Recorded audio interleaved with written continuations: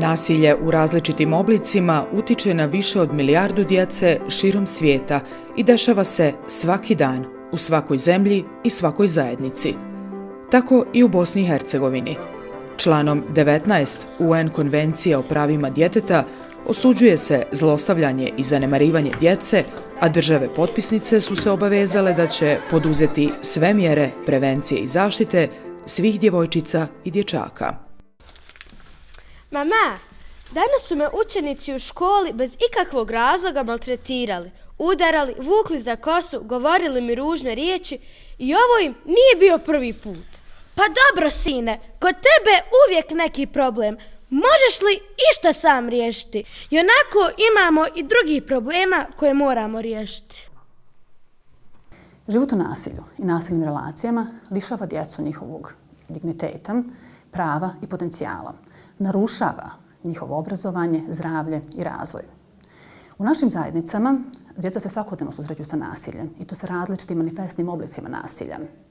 Nasilje nije samo udarac. Nasilje prevazilazi i fizičko nasilje nad djecom. Djeca u našim zajednicama se susreću sa širokim spektrom manifestnih oblika nasilja. Ono što je nas kao World Vision, kao organizaciju koja je posvećena djeci i njihovoj dobrobiti i koja se bavi adresiranjem problema nasilja nad djecom, posebno zainteresovalo jeste fenomen zanemarivanja djece.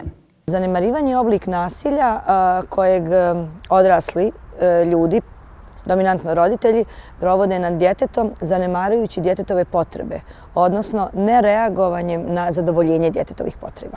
Ono što je negdje problematika malo veća kod zanemarivanja u odnosu na neke druge oblike nasilja, to je upravo kako napraviti granicu između toga kada je roditelj svjestan da zanemaruje dijete, to jest kada roditelj svjesno ne zadovoljava djetetove potrebe, a kada roditelj toga nije svjestan. Koliko puta roditelji ostaju nijemno dječje, mama, tata, možda čak ne smatraju da je to zanemarivanje, ali tom djetetu je tada to nešto važno. Imamo mi različite oblike zanemarivanja i medicinsko i fizičko i tome slično, tako da važno je o tome razgovarati, da i sami roditelji zapitaju se pa da li ja zanemarujem svoje dijete, što mogu raditi za tuđe zanemareno dijete i tome slično. Ti si za sve kriv. Rekla sam ti da ne podižeš toliki kredit. Ali ne, gospodin hoće i skuplje auto. Pa i ti si htjela da mijenjaš kuhinju. Ja sam gladan, šta ću jesti? Idi vidi šta ima u frižderu. Nađi sebi nešto i jedi. Uvijek ti moraš zapitkivati kad mi razgovaramo. Svjetske statistike o zanemarivanju kao obliku nasilja. Čak do 60% svih oblika nasilja čini zanemarivanje. Najviše žrtava zanemarivanja mlađe su od 3 godine. 40% smrtnih ishoda zanemarivanja zabilježene u dobi do 2 godine starosti. 73% djece smrtno stradale od posljedica nasilja jesu žrtve zanemarivanja. U školi se posljedice zanemarivanja često primijete u, na primjer, kognitivnom smislu, kada vidimo da dijete ima slabi školski uspjeh, kada nije ispunilo sve te svoje pune intelektualne kapacitete, kada se nije ulagalo da dijete jednostavno razvija svoju inteligenciju. Osim toga, primijete se i socijalne posljedice u smislu kada dijete nije u stanju da se nosi sa nekim konfliktnim situacijama, kada nema jednostavno razvijene socijalne vještine. Istraživanje koje je World Vision u Bosni i Hercegovini uradio od 2018. godine pokazuje jasnu vezu između zanemarivanja i ostalih oblika nasilja nad djecom. Naša organizacija svakodnevno radi i surađuje sa mladima i djecom širom Bosne i Hercegovine. I djeca i mladi isto tako jako jasno i autentično povezuju ove vrste nasilja nad djecom i u suštini povlače vrlo jasnu vezu između zanemarivanja i posebno vršnjačkog nasilja. Svakako je pokazatelj kod nas u školi da mnoga djeca koja dolaze iz takvih porodica gdje su zanemarena da postaju ponekad žrtve samog nasilja vršnjačkog, a u velikom broju slučajeva postaju i oni sami koji vrše nasilje. Ja sam u svojoj školi primijetila da su 2 puta djevojčice i dječaka maltretirali. Najčešće ih maltretiraju, na primjer, djevojčicu su maltretirali kad je tek došla u školu, ona muca pa se zbog tog, zato što nema roditelje. Onda dječaka su maltretirali zato što ne zna da priča, ima posebne potrebe. Često sam bila u razredu tu prisutna kad su izazivali nekog dječaka ili djevojčicu ako nosi više dana neku istu trenerku ili jaknu, ili ako mu jakna nije ljetna ili slično. U 5. razredu u moj razred je došla jedna djevojčica. Ona je bila iz romske populacije, bila je siromašna. Mnogi su je na odmoru, velikom, malom, u dvorištu, poslije škole i prije naravno, maltretirali zbog njene odjeće, zbog njenog fizičkog izgleda i slično. Nisam imao slučaja tako da vidim i drago mi je, ali da sam vidio ne bi sigurno prišutio, prijavio bi pedagogu, nastavnici, nekoj starijoj osobi. Hajde i ti sa nama u kafić. Vjerovatno bi išao, ali nemam novca, a zahvalan sam što i ovo imam, jer moji roditelji nigdje ne rade i muče se da me školuju. Ma hajde! Ma potpuno sam zaboravio da nemaš novca da jedeš, a kamoli da ideš sa nama u kafić. Ma ne znam zašto gubimo vrijeme sa takvim siromasima i gubitnicima. Ti ne pripadaš nama i našem društvu. Mladi ljudi najčešće ne žele prijaviti nasilje zato što to ne znaju šta je nasilje i smatraju da je nasilje samo udaranje, a da između ostalog sve je samo šala i zezancija.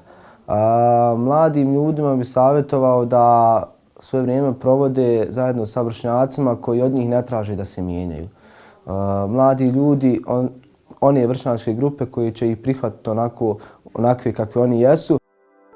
Prema rezultatima istraživanja o nasilju u školama koje je provelo udruženje KAP 2017. godine na 7014 učenika osnovnih i srednjih škola na pitanje da li ste doživjeli bilo koju vrstu nasilja, njih 2359 ili svaka 3. osoba navela je da jeste.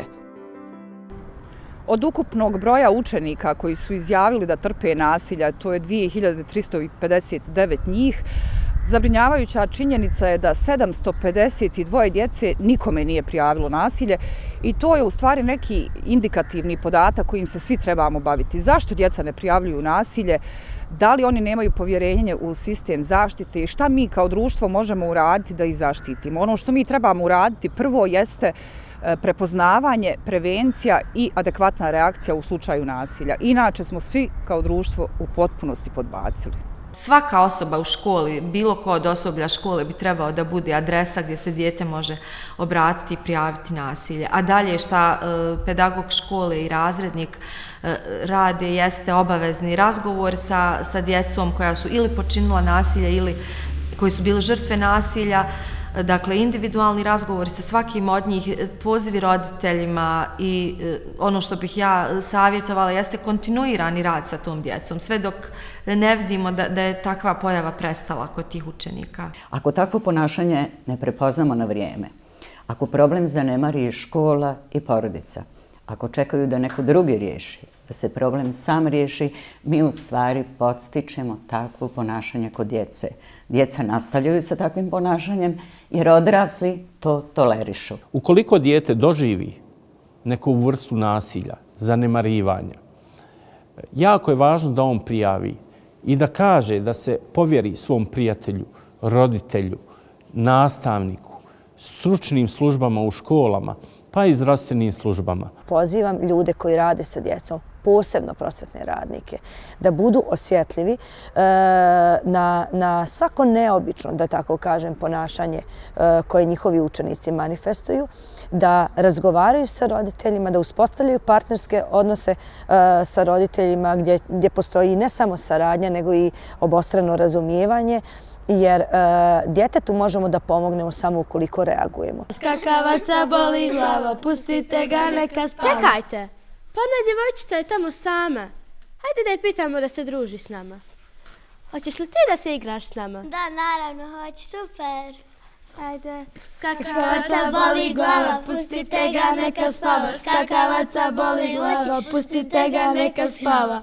Nasilje nad djecom je problem koji, osim što ima teške i dugoročne posljedice za pojedinca, košta i društvo.